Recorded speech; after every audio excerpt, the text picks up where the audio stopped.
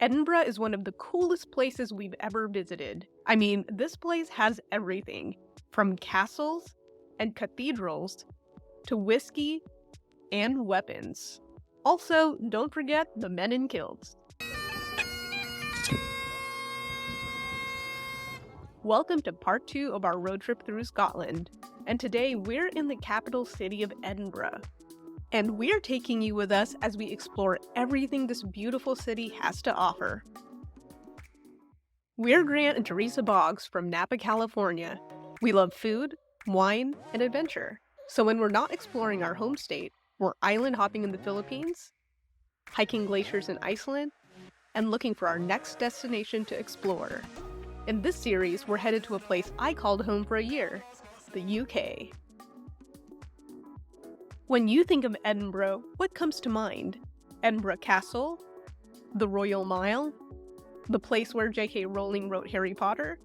Well, Edinburgh is all of this and more, and that's one of the things I love about this city. It's a place of contrasts. It's medieval and modern. It's Gothic and joyful. It's a cultural powerhouse, but it also doesn't take itself too seriously. It's global, but still undeniably Scottish.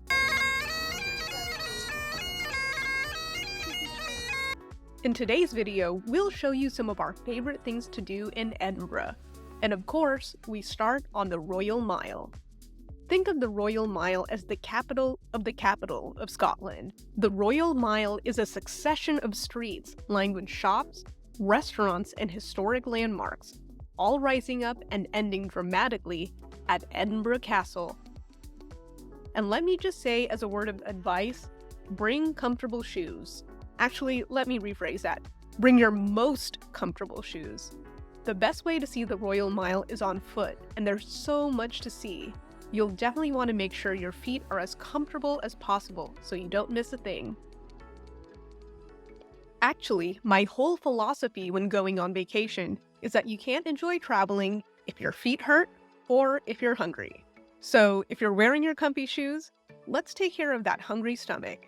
Grab a bite at the Edinburgh Larder, which is right off of the Royal Mile. This place has over 2,000 great reviews on Google, and for good reason. It serves breakfast and lunch made with local, seasonal ingredients. In fact, it's so popular that they opened a second location right next door called the Little Larder. So cute.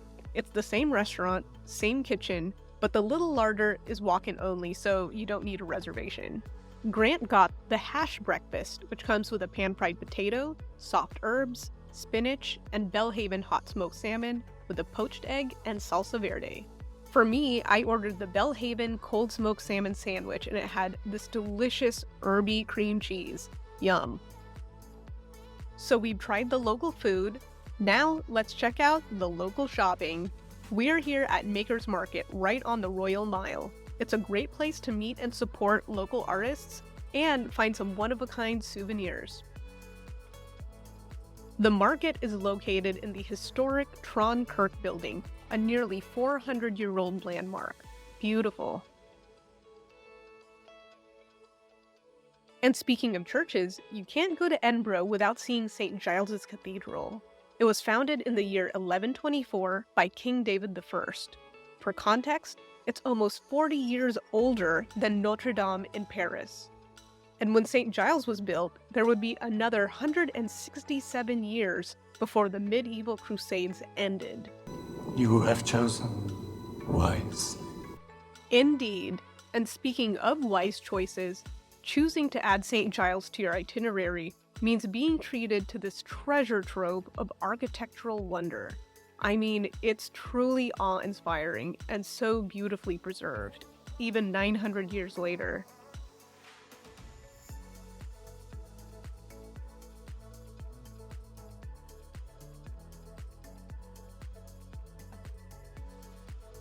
So we've had food, shopping, and history so far. Next on the agenda is a wee bit of literary culture. We're heading to the Writers' Museum. The Writers' Museum celebrates 3 icons of Scottish literature. Can you guess who they are? Yep, they're Robert Burns, Sir Walter Scott, and Robert Louis Stevenson. This museum isn't huge, but every corner is packed with rare books, portraits, and personal items, including Robert Burns's writing desk. And what's even better, admission is free, so this is a great option to have in your back pocket. If you're in between reservations or you just have some extra time, definitely check out the Writers' Museum. And now the moment we've all been waiting for. Remember what I said at the beginning about where the Royal Mile ends? Yep, this is Edinburgh Castle. This colossus of a building dates back to the 11th century, but its prehistory is just as impressive. The castle sits on Castle Rock, the remains of a 350 million-year-old volcano. So that's why it felt like such a trek up the Royal Mile. We were climbing up a volcano. But at least it's dormant, right? Right? Anyway, if you're going to Edinburgh and you're wondering if it's worth seeing the castle, go see it. I've seen a lot of castles in my day, each of them impressive in its own way, but Edinburgh Castle is a standout for sure. The castle's size, history, and the views from the top make it an extremely popular place to visit. The castle has more than 2 million visitors a year, and you know what that means. You should book your tickets in advance. We heard the staff turning away a lot of people who were hoping to get same-day tickets, so don't let that happen to you. Just be safe, book ahead, online.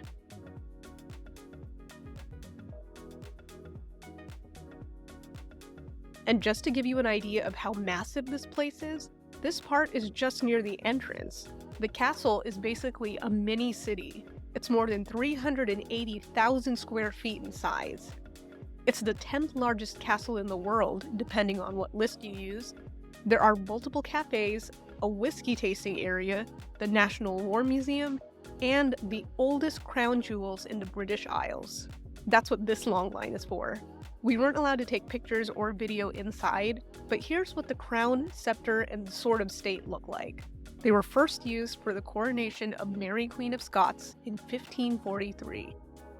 And if you're interested in all things royal, don't miss the Royal Palace, where Mary Queen of Scots gave birth to King James VI in 1566. The labor was so difficult, they say, that a companion of the Queen tried to use magic to transfer the birthing pains to a servant. I don't think that was in the job description, but hey, different times. Moving on. The palace also includes the Great Hall, which was completed for King James IV in 1511. The walls are lined with dozens of swords and spears. It looks like a hall straight out of Game of Thrones. And where's this guy going, you might ask? This is St. Margaret's Chapel. It was built in 1130 by King David I, the same guy I mentioned earlier who built the cathedral. King David named this chapel after his mother, Queen Margaret, who was later canonized as St. Margaret. And fun fact, this chapel is maintained by a group called the St. Margaret's Chapel Guild, and everyone in it is named Margaret or a derivative of Margaret, like Maggie, Megan, or Peggy. Interesting, right?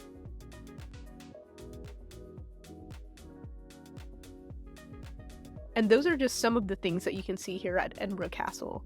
You can easily spend the entire day here if you wanted, but at the very least, plan to spend an hour and a half to 2 hours here.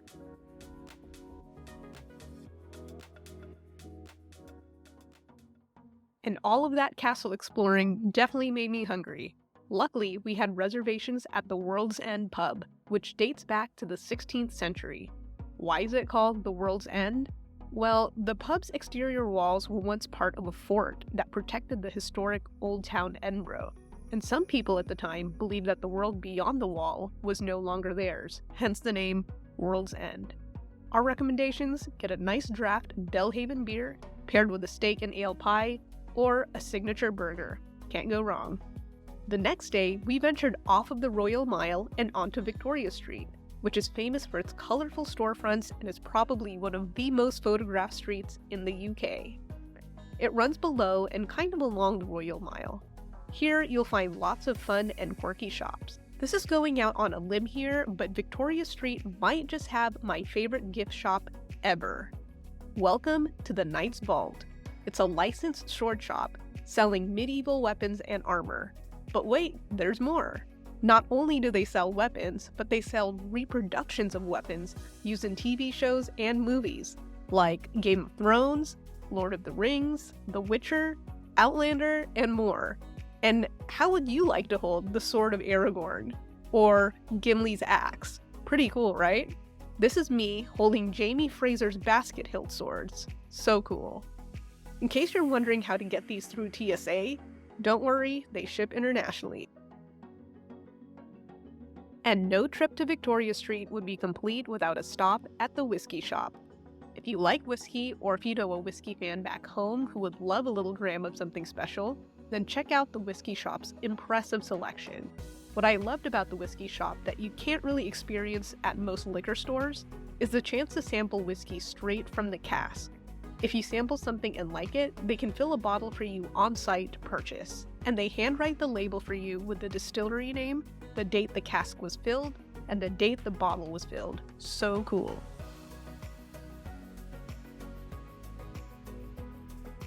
I also like how you can buy smaller bottles that'll fit into a checked piece of luggage. They make really fun gifts to take home.